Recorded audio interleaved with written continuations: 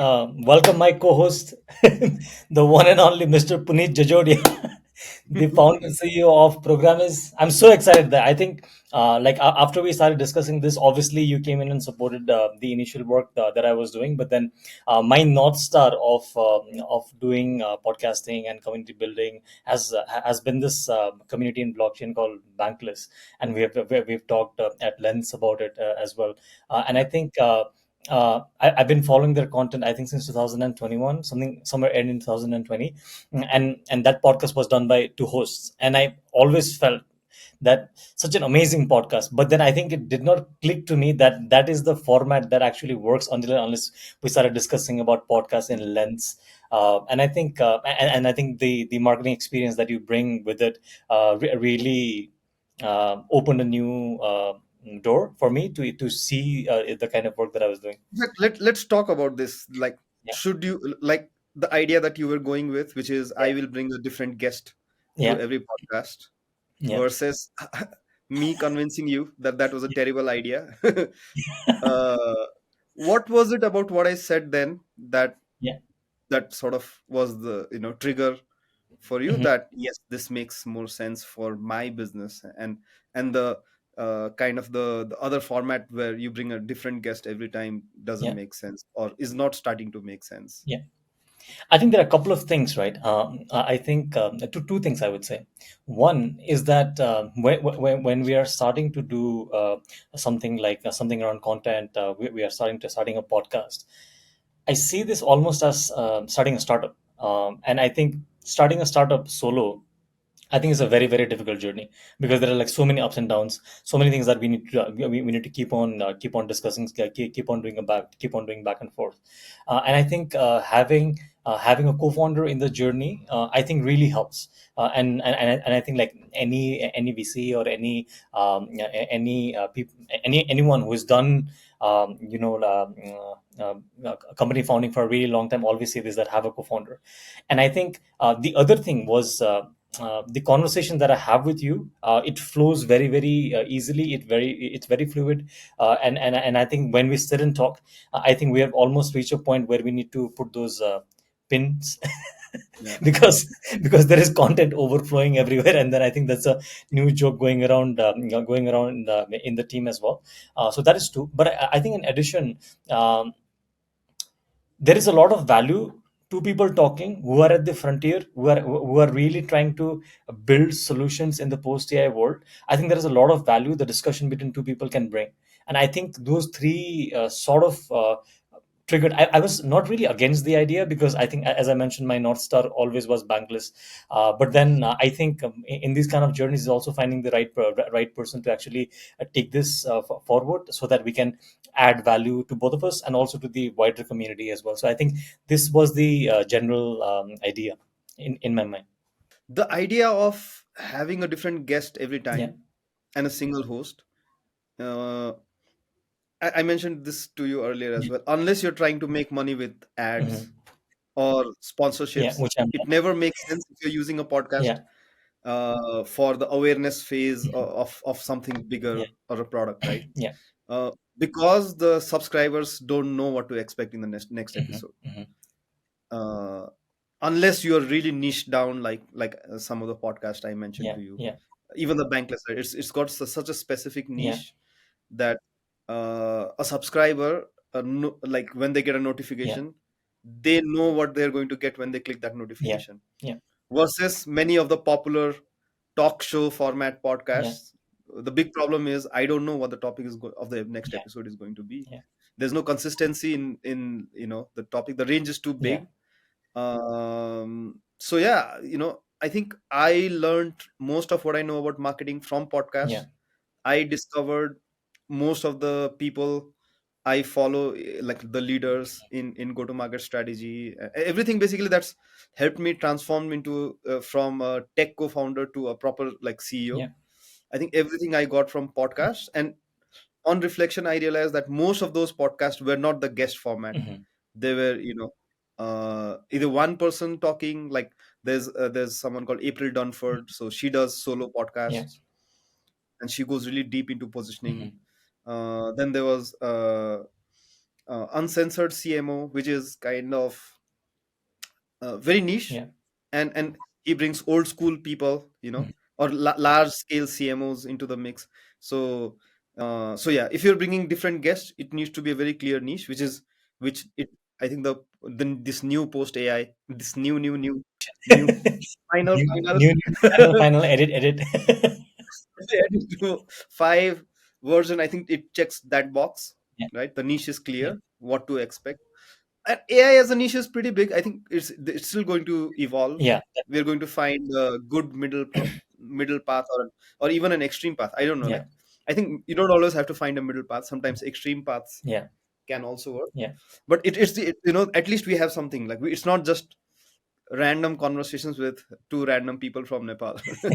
So Yeah, I think because I think there is a lot of value in the diaspora that we have, but also I think I think that is probably our identity. That's where we're born, where we're building our value. But I think we can connect to so many other people that right now. And then every time I have a video call with my friends in India and friends in Europe and friends in the US, and suddenly I was like, this is such a valuable conversation.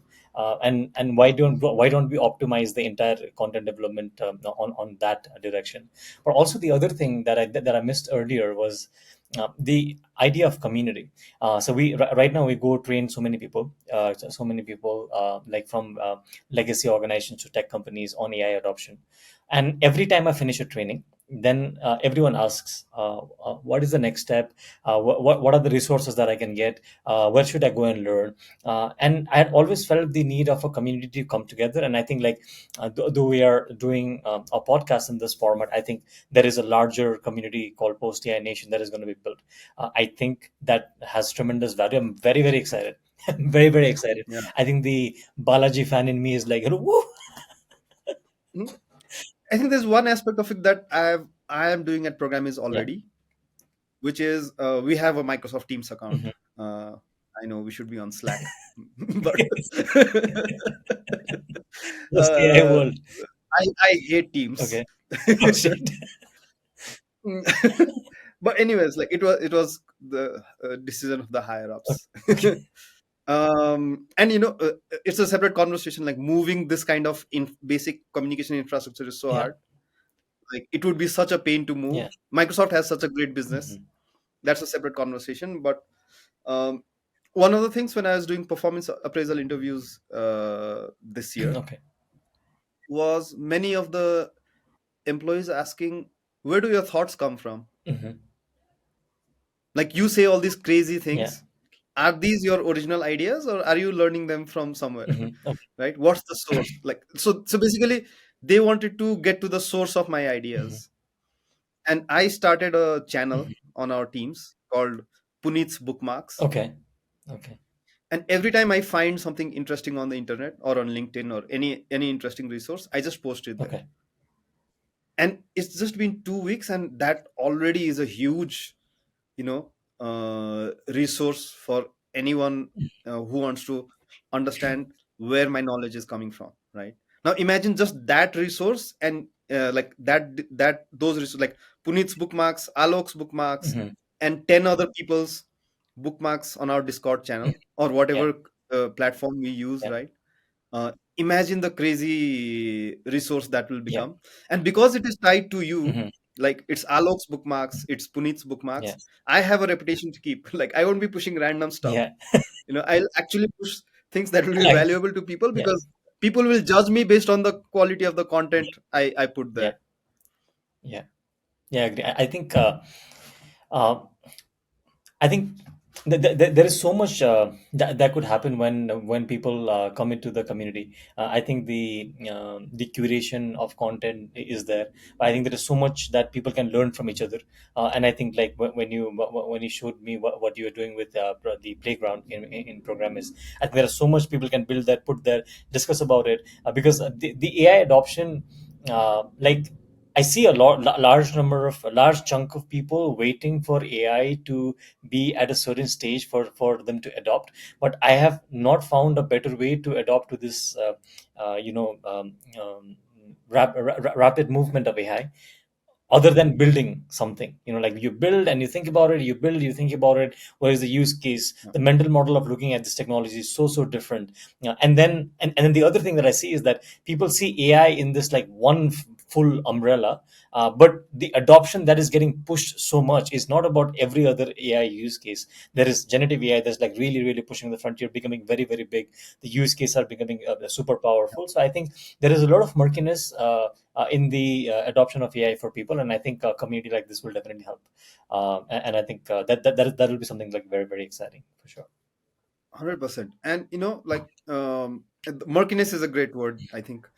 There's a lot of Yeah, murkiness, and there's a lot of, uh, again, change is always hard. It's not just AI. yeah, Any change is hard, yeah, right? But I think the pace of change and the FOMO that the PR engine of Silicon Valley is pushing on yeah, across all hmm, platforms. Uh, Again, I don't think we've ever seen FOMO at this scale, yeah, right? yeah, And then when I think there's a point at which the FOMO becomes too much, yeah, yeah, and then it kind of forces you to go in the opposite direction of adoption. It's like, I will start farming. yeah, Right. And I was at one point, it hit me as well. Like, I got super depressed yeah. Okay. with the idea that, my work will not matter, Hmm. or uh, or coding will not matter. Hmm. I think no matter Do you how think coding technical you matters? are, it gets to your head. All the PR, all Mhm. the hype Yeah, building, all the bubbles get to your head. yeah, I think the blockchain, or kind of the NFT, Bitcoin NFT bubble never got to me. hmm, Like, I skipped that. yeah, I was like, okay, this will pass. hmm, But AI, the difference is it's just so real. yeah, It's so embedded in people's yeah, lives. Everybody's used on ChatGPT or some LLM. Uh, and I think one big difference, mm, I see, is I've always seen AI from the lens of accessibility. I'll give you an example. Transcription, voice to text is one of the technologies that's really, taken a huge leap in the past few years, right? I think that is one technology that's taken the greatest leap. People talk about a lot about Gen AI, but the underlying engine is actually transcription. If you think yeah, about it, right? Why was ChatGPT able to?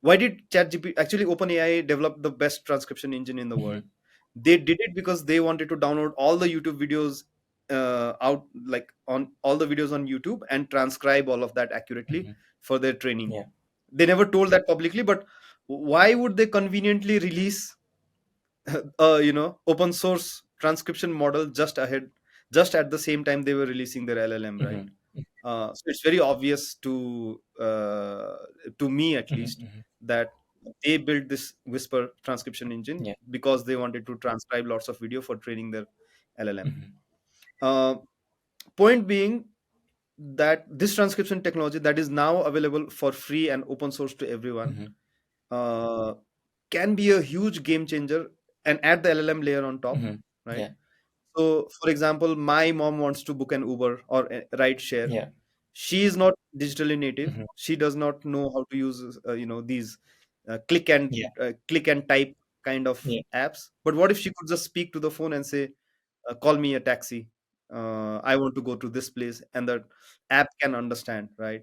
Or I want to transfer 20,000 rupees to this person, on a finance app. So this layer of accessibility, if we look at AI from the lens of accessibility, it's a beautiful thing.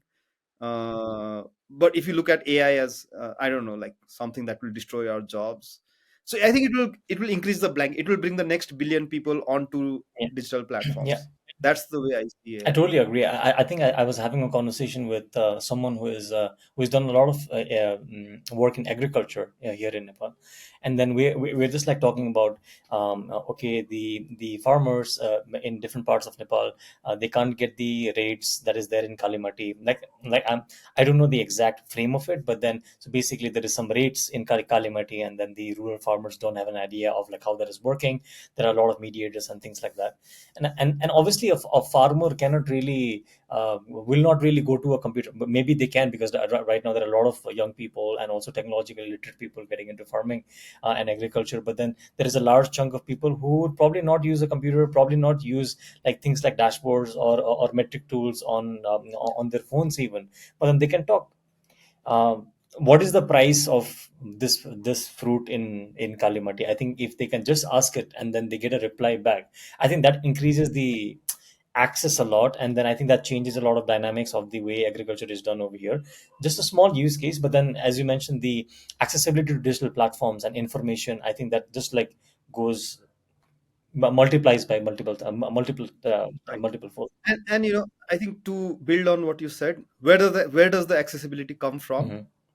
The increase in accessibility comes from Gen AI's ability to translate unstructured data into structural Yeah. entities, right?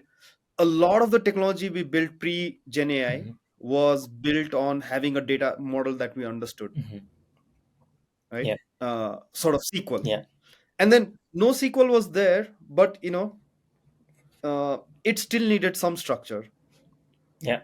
It wasn't still, JSON or XML or whatever, they're still not natural Yeah. language. The biggest use cases I'm seeing of AI and the most powerful ones are you take, the you could do multimodal. For example, you could take an Yeah. image, or it could be voice, Yeah. and then you translate it into plain text, Mhm. right? It could be transcription, or it could be some model that takes an image and describes it. But whatever, like there's some translation to Yeah. text, and then from that text there's translation to uh, a structured entity. For example, when you mentioned what is the price of certain vegetable, cucumber in Yeah. Kalimati, right? So what are the like how can we do named entity recognition Mhm. using Yeah. LLMs? You can say, okay, there's three words here. There's Kalimati, Mhm. and there's in front of Mhm. Kalimati, which means Kalimati is the place, right? Which I'm talking about. Then you can say, what is the price? What is the information I'm looking for? And then so you extract those three, and then you query a database, right, based on what the intent of the user was. The database gives you a structured output, Yeah. and then you add the LLM layer Yeah. again to convert that table row, or like whatever number of rows, into natural language. Mhm. And then you again add the reverse transcription layer, right? Like you add text to speech, or text to image. Mhm. So you got this multimodal input, you got this multimodal output Yeah. with transcription, or object detection, some layer of conversion to Mhm. text, Mhm. and LLM doing the named entity recognition at scale, Mhm. right? Or better than anything that we've had Yeah. before. And then the translation again to natural language. So at the input layer, AI is making things accessible. Mhm. At the output layer, also it's making things accessible. Just think of this Mhm. pipeline and add it to any business, not just agriculture, Mhm. right? And it's just the possibilities are just insane. Like I'm so excited. The fact that someone who has no training in machine learning Yeah. models and all of that Yeah. can do all of this now. Yeah. uh, you know it's just like the possibilities are just Yeah. endless. But that brings me to the I think the perpetual discussion right now that is there. I think you are seeing what you just explained, because there is a technical background that you are coming with. That might be an overdone word, technical, but then now there is Programiz, there is a big there is a debate of if coding is going to be required or not, if vibe coding is going to take everything. What is the future of coding? Is it going to be not as relevant as it used to be? How do you see this entire frame of the new age in which coding might or might not be required? Hmm. Just, I think the answer is the same as before. I gave the example of accessibility, Yeah. right? Looking at AI from an accessibility Yeah. lens. Let me walk you through the history of Yeah. software. Like there was a time when PHP was kind of just there was Java, Yeah. right, for a long Yeah. time, and then PHP just came into the market, and PHP never made sense from a programming Mhm. perspective. Like it was a hackish scripting Yeah. language, right? It was not a proper programming language in any sense of the Mhm. word.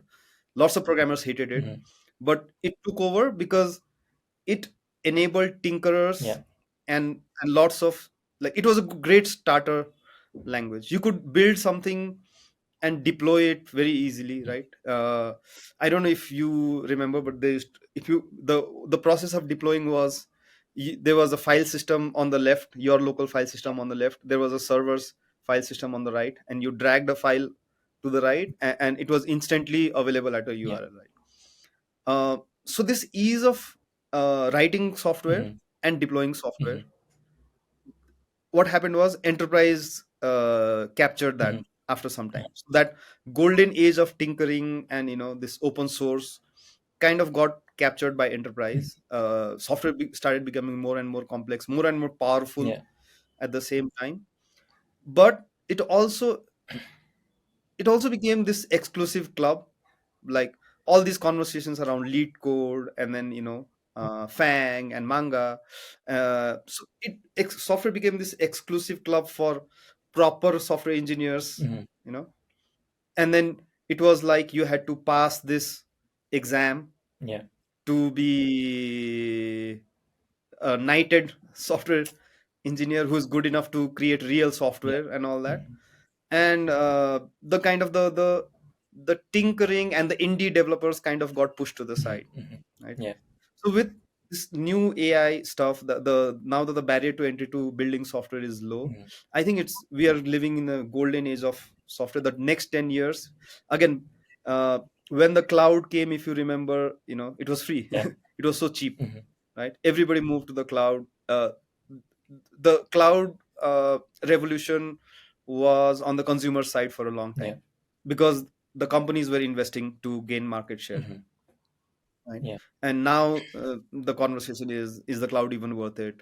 Why can't I maintain my own mhm, servers? mhm, So kind of, it's happening because now the cloud providers are cashing in. mhm, The same is going to happen with Lovable and all these AI tools. They're going to cash in, right? mhm, People don't raise billions in a whim, right? Like, they have shown some promise yeah, of future return to the investors. That's yeah, why investors aren't mad. yeah, They're not pulling their pockets yeah, randomly. So the AI companies will cash in yeah, in 5 or 6 or 7 or 8 mhm, years.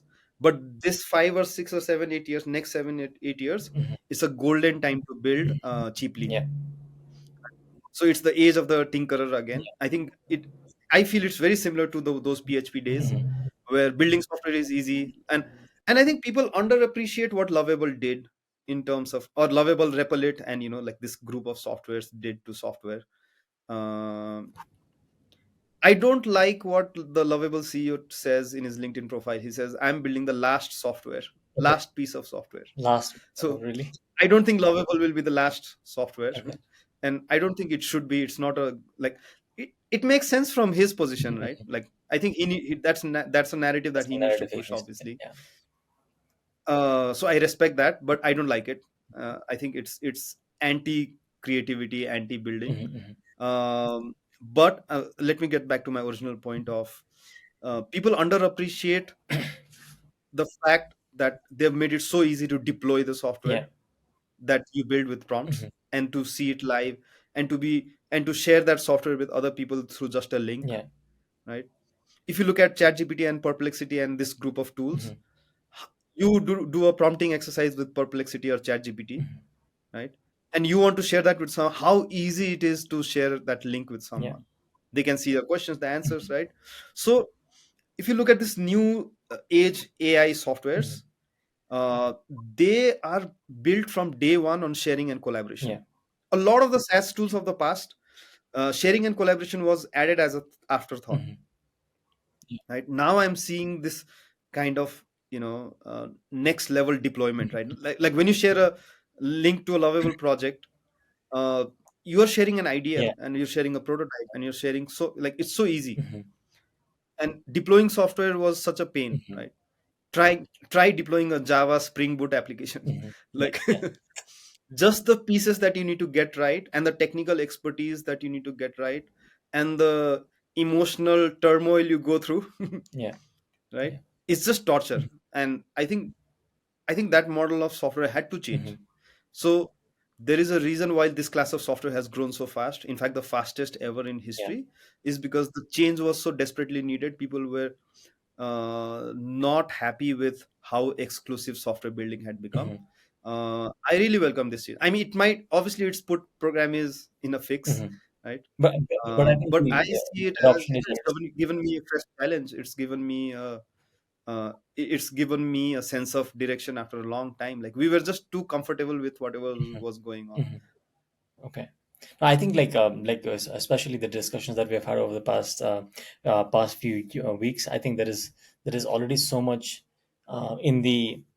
Yeah, you don't like the word AI native? I'll have to find a new word for it. Like in the AI first mindset, AI first mindset. I think I think a lot of that's what is happening. So Yeah. this what we are doing. This is the first version of version. I don't know. So V1 of V5. sorry, V1 of V1, V5. So V1 of V5. yeah. So this what we are doing. Uh, why are you doing it in first place? I want to share my take on it. Also doing it together. Like we talked about why this format and then why it works. But then why do it? Why do it together? I think that's the first question. That's a question for me. I think that's a question for both because now this is not a I'm not a host.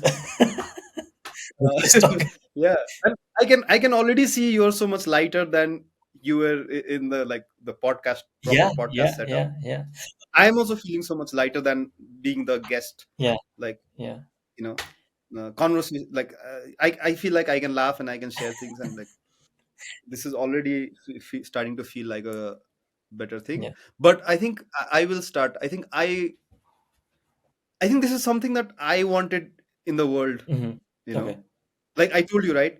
My own personal experience of going from mainstream podcast Yeah, to these niche podcast, as I explored my need to learn marketing yeah, to become the to be able to lead Programiz yeah, from the front. So that was the biggest gap. I saw a gap that, just like we were talking about AI, yeah, right? Like, you see a gap, and then now we are asking people to go on this journey yeah, to fill that gap.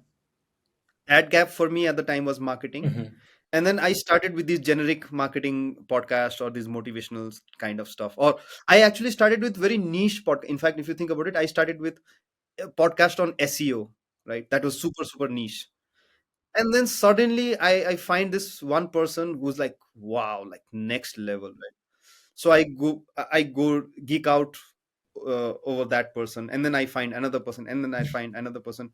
And when I reflected back, most of the podcasts that I got real a lot of value from Hmm. were podcasts where the guests were not changing, Hmm. where I knew what to expect from those two Yeah. people, where they would be guests, Hmm. but there was a certain flavor in the conversations that was consistent Yeah. across episodes, Hmm. right? Uh, and where obviously the theme of the podcast was meant, like, consistent throughout Yeah. episodes. Like, again, I talked to you about, like, popular talk shows, right? Yeah. The problem with popular talk shows is they get a lot of views, Hmm. but the episodes are bigger than the podcast. Hmm. Hmm. The individual episodes as individual entities are bigger than the podcast as a whole. Yeah. I think the vision for this conversation, many more conversations, we hopefully, Yeah. if V6 is not, Different. I don't know. At this point, I wouldn't be surprised if you wake up in the morning, sit on the toilet, and then start your camera, and that's the podcast I'm, post AI. I'm a big fan of Justin Khan, so maybe that's it. I don't, maybe not in the toilet, but then I think I won't rule that proposition out. No, I think for me, I think yes, there is AI. There is there's a lot of work that we are doing. A lot of work in upskilling people that we are doing. But I think at this point of time, it is more of a expression of who I am rather than the outcome. Because like in the afternoon when we sat and prompt like, okay, based on what you know about me, what do you think is my biggest gift? And just before that, I told you that I think the biggest gift that I have that I can bring out is empowerment. I think that is something that's naturally flows. Empowerment, not in the sense that I am at a higher pedestal and I'm pulling someone up. I'm just hosting a Right. space so that the development happens. And I think with the technological background that I have, and then the adoption of AI, I think it just positions me in the right place to be able to deliver it. But then whatever the outcome might be, I think it's more of the expression of who I am as a person. And I'm feeling really, really overwhelmed, not overwhelmed, I'm feeling very, very grateful and very, very excited that I'm able to do the work that I'm doing right now. And I think that is why, like, this becomes very important with you, because now we are looking at building a community. We are, as you said, having this like very like low filter communication, which I think people will love. And I think there's a lot of value to it. So I think like that is one of the biggest reasons that why this makes a lot of sense to me. 100%. And like, this is something that I've been thinking about as well, is, and I mentioned it in a LinkedIn post as well, Yeah, is this whole chat GPT yeah, revolution. It's made the entire world realize the value of questions, yeah. the value of Good good questions. questions, right? Just that question of what is my gift to the world, based on what you know about Yeah, me, what's my gift to the yeah, world. Or there was this other prompt I shared with my yeah. friends, and they tried it right in front of, just yesterday night. Okay. They tried in front of me, and like, they sat like this for 5 minutes. You know what the prompt What is was? it? Based on what you know about Yeah. me, tell me something that even I don't know about myself. Oh, And everybody was like, oh shit. I'm gonna try. Based on what you know. I mean, like, maybe I can share my screen. So it's But it has to have a lot of history with you, on the. like, Okay. Okay. Listen, what you. you need to be a, you have to have a profile that you've been using consistently to ask No, ChatGPT or I'll just Perplexity, I'll whatever. just like not put it. I'll what's it called? I'll prompt it here and I'll see like if you have the same Yeah. reaction based on what you know about me. Based on what you know about me, tell me something that even I do not know. That even I do not know. All right, prepare to be mind blown. Okay. Oh yeah, the one that we talked about yesterday is was very accurate as well. So let's see. It's loading. But anyways, I'm so grateful to, that ChatGPT has brought this to light, the fact, the importance of prompts, Uh-huh. right? Yeah. It was always true. We've been, even before we were prompting LLMs, we were prompting humans, Yeah. right? Yeah. We are prompting humans. Every request to someone to do something is a Yeah. prompt, and the way you say it matters. Just so, I think it was always there, but LLMs have made that Yeah. obvious, that garbage in, garbage out. Yes. Even if you're talking to a Yeah. human, if the request is not made in the proper Yeah. way, the work that comes Mhm. will not come properly. Yeah. And also the importance of providing the right context, right? I'm so glad that these words have become popular vocabulary because of chat gpt, Mhm. the prompt, context. This has always been true. Mhm. The right context, the right prompt will give you better results, Mhm. Uh, even for humans. Yeah, I totally agree. I think the context. I think in personal communication, I think that has been the biggest learning for me. Especially because there are so many moving parts on everyday work, and I think that is something that I actually struggled a bit with in giving the right context. And then at times I would actually also think that, oh, the person in front is not understanding. So I've encountered this, but I think like talking to machines, talking to LLMs, I think that is something that I become more mindful of. Like I don't think that is something that I Yeah. have like fully mastered. I think that's probably work in progress. But then I think definitely that's something that I'm getting better at, and I'm more mindful on. Okay, this is the context that we're operating in, and it just makes sense. We probably didn't have this much of discussion about around these kind of topics, and that's probably why it does not come out this way. But then yeah, so the prompt is already. But there's another side to it. Yeah. I think, like, you prompt something, Yeah. and the GPT gives you something, Hmm. and then you ask it to change it, and then it says okay, and then it does it, and then you ask it again and it says yeah. okay. What if we get used to that and expect the same from humans, or we start expecting the same level of patience from humans, you know? It's going to be hard. It's gonna Like the delta is increasing, right? yeah, Like with this TikTok and this this attack on our yeah, patience, uh that delta is only increasing, yeah, right?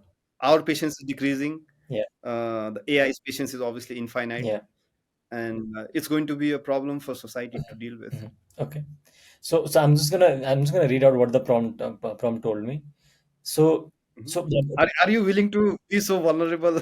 yeah, it's okay. It's okay. So no, Okay. because this one has a lot of context of what I do. So it's just saying it's just saying your real advantage isn't just you can operate in the intersection of AI talent, business strategy. It's that you have a pattern matching instinct for where the future is going to be and the courage to pivot early, which makes a lot of Oh, wow. sense. Which makes a lot of sense, even with the other things that I have done. Right. This gives me. I think I need to be a bit more true to it, like like live it. I mean, like it is there; it's an instinct that probably has to Mhm. be more of a behavior. So let's see how it's gonna go. Yeah, let's see. And like you just got a personal coach with these two prompts, right? Yeah, exactly, exactly. It's And just then insane. because I've done some like considerable amount of training on coaching as well, and then we are taught something called a coaching arc, and in that coaching arc, uh, we are supposed to take the who is getting coached through a process in which they are getting empowered. Things are coming up, like emotions and their clarity, thoughts, those things are coming up, but then we are not allowed to give any perspective. So when we submit our recordings to for our certification, if we are caught giving a perspective, we fail. So there is no way we can give perspective. So no matter how it's coming here, the perspective, like the solution is coming here, you can't speak. And you can just keep on Yeah. asking questions, keep on asking questions, keep on asking questions. And I think that holding that space really brings out the originality in that person. And I think that is very similar to how that this is functioning, because it is just giving it what it is. Like it's sort of a hosting space as well. I think I talked to Yeah. ChatGPT. I have a beautiful story to Okay, share. okay, So there's this yeah. guy. He gets a heart attack, Hmm. right? He gets the stents and all the stuff, Hmm. right? And now because he knows that his life is cut short, Hmm. he wants to run a marathon, Hmm. right? Hmm. So he goes to all the best heart doctors in the world. Okay. He tells them, I want to run a Hmm. marathon, and they're like, are you crazy? Everyone is like, are you crazy? Yeah, And he's like, what else do I do with my yeah, life, yeah, right? I just want to run a marathon. yeah. And everybody told him it's impossible, Mm, and he kept on going to other people, other yeah, doctors, Ayurvedic, homeopathy, like he just did not give up. yeah. And he finally met one doctor Hmm. who said, uh, it's your life, Yeah. do what you will, but don't let your heartbeat go beyond like certain Hmm. Heart rate. things, right? Right. He just gave that constraint, Okay. and that guy ran a marathon, Yeah, but in lots of hours. yeah, So what the other doctors missed was he never said I want to win a yeah. marathon. Exactly, exactly. He just wanted to run a marathon, Yeah, right? Like they were projecting their own bias of yeah, competitiveness on the person. They were not really listening to the patient. yeah. And finally, this last doctor and somebody, like I think my mentor gave me this example as an example of the what's the dharma of a Hmm. coach, right? Hmm. It's to listen without Yeah, judgment. yeah. So, anyways, a side side story. And I think ChatGPT does listen without judgment. And I think I have plenty of people in my contact list who talk to Mhm. ChatGPT more than their partners. Oh, I've never done that. No, No, no, I've never been like with ChatGPT on a spiritual level. Like, no, because I'm like very, very transactional with yeah, ChatGPT. Give me this, give me this piece of yeah. information. That's it. No, I think I built a very intimate relationship with ChatGPT, because at this point of time, I talk to it for an hour just on the project that has contextual information about me. I just keep on adding things. Okay, like this is how it's happening. This, but what do you say? Like it's almost become like a friend. And I actually wait to talk to ChatGPT. I think it's gone to that level at this point of time. Hmm. You're excited about it. Yeah, I mean, like today I was Wow. leaving Programiz, and then I was packing. I was like, should I talk to ChatGPT now, or okay, I'll go home and I'll sit and I'll talk. Like it's a moment that I actually have started relishing. I don't know. I don't, it's weird. You will be that early adopter of Japan's sex girlfriend, AI girlfriends when they come out. No, no, I'm not gonna be that. I only use it for business purposes and That's also business. and personal development. Different kind of business. Yes, sir. Anyways, It's so different. It's so different than recording podcasts in a studio. yeah, yeah. All right. So, It's a crazy world out there. sorry. I think I'm excited for the other episode. Like, it's a crazy world out Yeah. there. I think, Yeah. uh, you know, this format feels nice. Yeah. Yeah, I think yeah, and I think like very excited to bring other people as well to really talk about what they are doing. I think there are some amazing things that are being done generally. And yeah, what else? I think this is the first one. We just like sat down and started recording, and this is also probably a Mhm. testament to the fact that one, we can do it from anywhere, and then one, there is no scheduling and all this kind of things that needs to be done. Probably yes, when we bring in a guest, but then they're also attending virtually. We are very excited to do the physical meetups once the community takes some shape, and then like we 100%. we, we do that. I think that is a big thing. I think I mentioned it previously as well. Like I'm a massive Balaji Srinivasan fan, and I think that part of me is like so excited that it is finally coming to life, because I've been listening to that guy for almost 4 years now, and I think that context is like shaping slowly. So yeah, any final thoughts for today? I think going back to my motivation for doing Yeah, this is I was looking at all the business podcasts coming out of Nepal, yeah, um, or some podcasts that were also covering some parts of business. By sometimes they would invite entrepreneurs yeah, in that sense, or even the dedicated podcasts to business like the Doers and all that. yeah, And I was constantly feeling this gap yeah, that I want a podcast with the same yeah, guests again with a clear yeah. niche. And I talk to those people and try to push them this idea, Okay. but I think the business model does not support Okay. this kind of a podcast. Yeah. So the fact that you have your own thing, I have my own Yeah. thing, and this is not the breadwinner for Yeah. us, I think that is the key to sustainability Yeah. here. And it's also the key to it will also be the key to the quality. Yeah.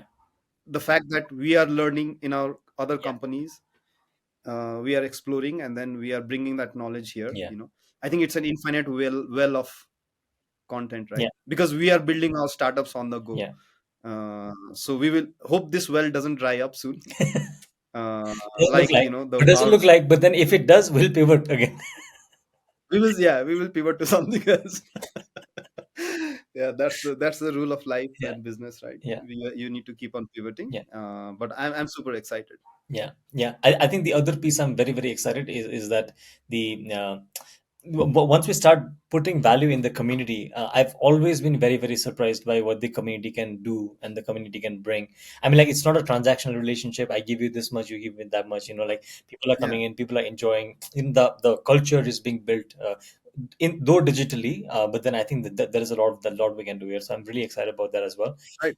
And one more thing, Alok, like why I think there are a lot of smart people in Nepal uh, who struggle with English, or finding who struggle with finding the right Yeah. metaphors, or who can speak great technical English, Hmm. like a developer Yeah. in a business, in a technical Zoom call with someone, the client in the Yeah. US, because the conversation is fixed, right? The kind of, there's no water cooler talk. Yeah. Yeah. So they are able to properly communicate the needs of the business, they are able to put their options and all that. Yeah. But that kind of communication might be enough in that business Yeah. context, where there's a certain client with a certain clear requirement, and then there's a developer who's listening to that requirement, and that communication, the level of English you need or the level of communication you need for that is one, Yeah. right? But the level of English communication you need for something that has to be entertaining and that has to hook Yeah. a public audience, Hmm. I think both of us have that, Hmm. fortunately. Yeah. And that is why I think I want to go back to that point of Nepal has a lot of smart Yeah. people who uh, who can do great communication, who can build AI products for other Yeah. people, who can build AI products for themselves, Hmm. but who wouldn't be able to come on a public platform like this and speak with the fluency that the two of us can speak. Hmm. Does that make sense? Yeah. I think it makes sense, and also, I'm doing this on behalf of them as well, like yeah. bringing their voice and their expertise Yeah. out there as well. And then maybe things will start shifting as well, because I think it's just about momentum in certain direction, and then because I think in terms of language, I think English as a global language, no matter how we say like the importance of the other languages, it has a big role to play. It has a big role to play in how we can communicate with the global audience, and even for the global audience to see that, like, Nepal as a country only for Mount Everest, and then and the all the mountains, and then the beautiful place, all of that is there. But then I think there is a lot of grit and a lot of perseverance that we bring in a context like this, in a post AI world, where this is going to be tested, because you'll have to pivot, you'll have to keep on moving, you have to keep on moving, leave almost everything that you might have built, and then start again.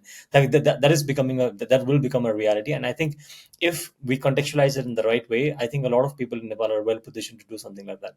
uh, yeah. 100%. Closing thoughts. Uh, uh, we talked about what is Alok's gift to the world, Yeah. what is Punit's gift to the world. So I think one of the themes that will go in this podcast for a long time, because again, the people we know are mostly Nepalese, successful Nepalese Hmm. in the tech ecosystem, Yeah. is what is Nepal's gift to the post AI world, right?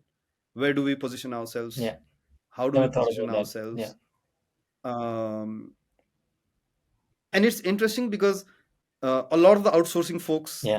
in my network, Yeah. there's a common theme that happens is how do, I always ask them, how do you get your customers? Yeah. And the most common answer is someone goes to India, they have a bad experience, and then they come to us, Okay. right? Just that answer is so powerful that because India is so big that there's great people, but there's also a lot of terrible people. I think Nepal is a safer bet in terms of, because there's not a lot of people, Hmm. Hmm. or at least someone who enters tech Yeah. in Nepal Yeah. does with a clearer mind than in India. Like in India, it's like it's just push, push, push from the family, right? Hmm. Hmm. Relatively, I think that push is not as big in Nepal. Hmm. Hmm. So I think the techies in Nepal have this unique advantage. But we can, like, obviously today we just wanted to create the base layer Yeah. for conversations from Yeah. the next I episode. think, So I like, think that's I think with India, like, it's like I have a very, very different connection with the land, and I think, like, I think I've made some incredible friends and connections in that place.